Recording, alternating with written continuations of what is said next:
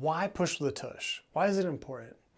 Let's make this analogy when it comes to efficiency. The energy that I'm creating, what the muscles are producing, let's say that that's money, that's spending. We have a loan, and I want to make sure the money that you're putting towards the loan is getting paid on the principal. So if we're producing force and it's not going towards the principal, it's going towards the interest. It's wasted energy or wasted money. So the lower the number, the lower the interest rate, then we can know that all the energy that you're creating and putting forth is going to good use. It's helping to move you forward. If you're doing this correctly and gliding, we're staying low. We're not bounding and going up and down. So to push with a tush means to glide. It means you're not going up and down. So if you stick with this, this will ensure that you're going to be moving forward faster, more efficient, meaning you don't have to work as hard and you'll go as fast as you were before, if not faster. And most importantly, from a physical therapist perspective, it's safer. It's safer for the loading of your knees, your shins, and your calves. Push with the tush, PWT. What does that mean? It's my slogan. It's what I believe separates out this running style versus others, and that it's not only efficient, meaning the energy that you're putting forth is helping to move you forward, but it's safer. I'm so tired of people getting injured from overuse injuries when it doesn't have to be that way. Pushing with a tush is not something that happens automatically.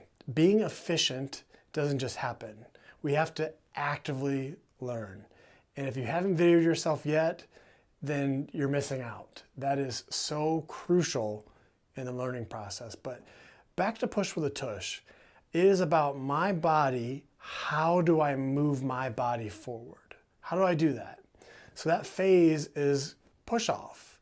And what I'm trying to condone is that when we move your body forward, how we do that, the physics of it, is we have to push backwards. Every action, there's an equal and opposite reaction. To produce forward motion, I have to push backwards. And when you push, I want you to push with the tush or the glute max. Not the hamstrings at the knee, not the calves. Something that I think is an aha moment for a lot of people, and me included when I'm running, is if we take your height, let's say I'm 6'1", I should never, while I'm running, if I were to look from the side, ever see my head go above that point. I should stay below it. And if I'm doing that, and I'm doing that correctly, that means that I'm more gliding. I'm pushing with a tush.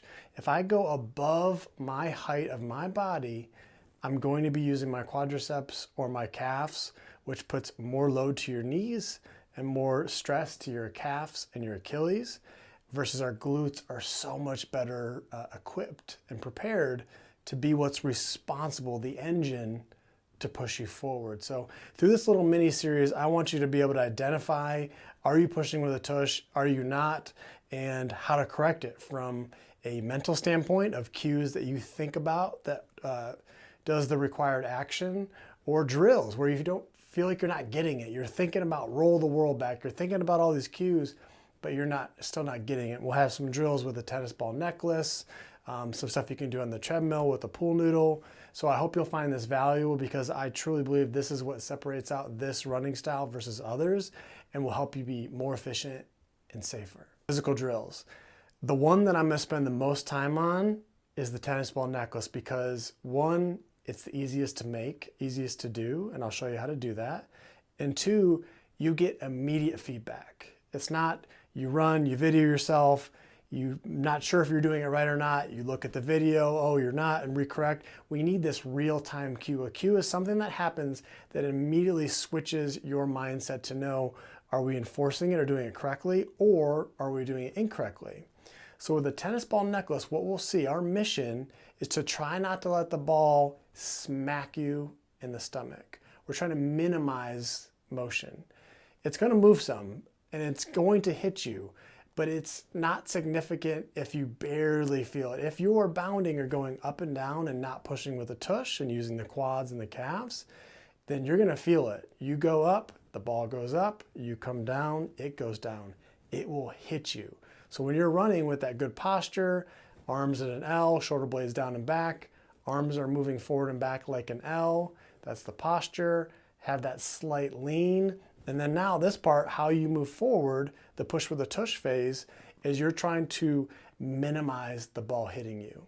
If you feel it smack and hit you, then you know that's your cue, you're going up. And it's amazing how your body will conform to that task of not letting the ball go up and down. You will change your mechanics with it. And then the goal is to mimic the mechanics, whether you have the tennis ball necklace on or off. You have to be active about this stuff. It's not just gonna happen. You can't just go to sleep listening to a Spanish lecture and assume you're gonna wake up and know Spanish. It's not that easy. So you go minute on, tennis ball necklace, run, try to make the corrections. How did it feel? Walk, reflect, take the tennis ball necklace off. Can you match it? Can you mirror it? Does it feel and or look the same? If the ball's moving excessively up and down or side to side, that's that paying on the interest and not paying on the principal. So this is a really easy way for you to know, are you properly pushing with the tush? So how do we identify it? How do we know if you're properly pushing with the tush? The most accurate is to video yourself. Video yourself from the side. And in this program, in my membership, I have ways to systematically video yourself. But what you can do is take the point where you're at the highest, where your head is at the highest point. At that moment, you freeze frame, you pause it. And at that moment, if your back toe is off of the ground when you're at your highest point, then you're not pushing with a tush. You're bounding and going up and down. So the goal is at that peak point, that back foot is still, that toe is still on the ground.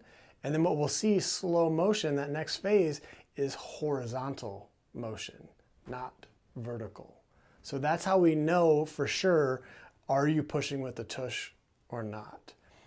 How do we correct it? We've got two different avenues. We have mental mantras or cues or metaphors that you think about that try to cause you to push with the tush. And then we also have drills, actual physical drills that are done outside of running or incorporated into running that you try to conform your body to the task or the drill that emphasizes the pushing with a tush. So the nice thing is that the drills can become mantras where you think about the tennis ball necklace even when you don't have it on. And sometimes it's just as simple as you think about this cue and it clicks for you. So I'm gonna have listed all these cues are all trying to say the same thing. I'm trying to get you to push back, to move your body forward and stay low. The one that sits the best for most people, not everybody, is either one of two. The roll the world back. When you're landing, you're trying to literally roll and push the earth backwards to create that forward motion.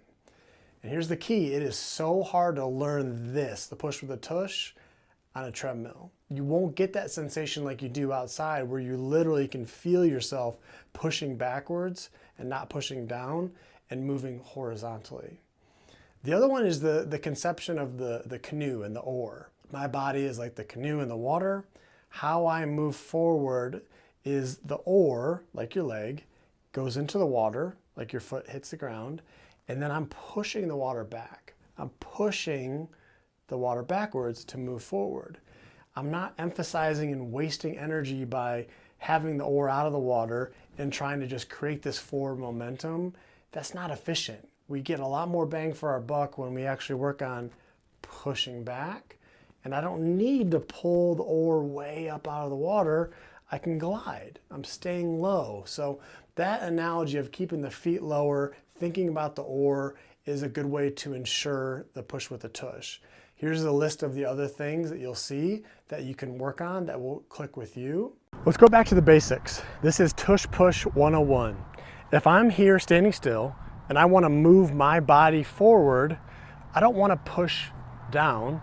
I want to move forward. So how do I do that? I do that by pushing backwards. I push backwards to move forwards. Let's recap the muscles. Start with the ankle. the calf muscle. When we push down with the balls of our feet, that's using our calf. Notice my head goes up, not forward. Quads, they extend the knee. What's happening? I'm going higher, I'm not going forward. The glute, the tush, the glute max, I push back, it brings me forward. So it's responsible for this backwards motion. So with this drill, we're gonna take it step by step. Step one is identify the glute max. You're gonna put your fingertips on, not in the tush. Find balance, find this mid-stance position. Arms are level, thighs are parallel, soften the knees. And from here, I'm trying to just tap my toe back. Look how my head height isn't changing, nothing is changing, but I'm feeling my glute engage. It's not off, my tush is engaged. So that's just to get the idea of what that feels like, because when we use it with running, it's while the foot is on the ground to push us forward. Remember that oar analogy. Push back, move forward. So here's how you're gonna do this drill. The next step is soften the knees, arms parallel. I got this good posture, this good position, and I'm simply working on pushing back and moving my body forward. You'll know you're getting it right when, if you look at my head height, it goes down, it goes lower. As I'm extending my hip back, my head's going lower. If I'm doing it incorrectly and using my quad, my head goes up. If I'm using my calf, my head also goes up. So we know we're getting it when we actually see that we're staying low. We're not going up high. I'm extending my hip, I'm feeling that glute engaged. Okay, let's put this all together. So now we're gonna actually move forward. It's easier to think about one leg at a time versus both. It can be confusing. So I'm gonna be focusing just on my left, push tush with the left. So here's what it looks like. Again, soften the knee, my head stays below my height. I'm pushing back. I'm not getting air yet, I'm not getting airborne. I'm just working on keeping my spine straight, not arched, not tilted forward, and extending my leg behind me. Again, it's not this, it's not that, it's here, it's here, it's here, it's here. And so with time, we can start to add a little bit of a hop to it. And so you can see I'm getting horizontal, I'm not getting vertical.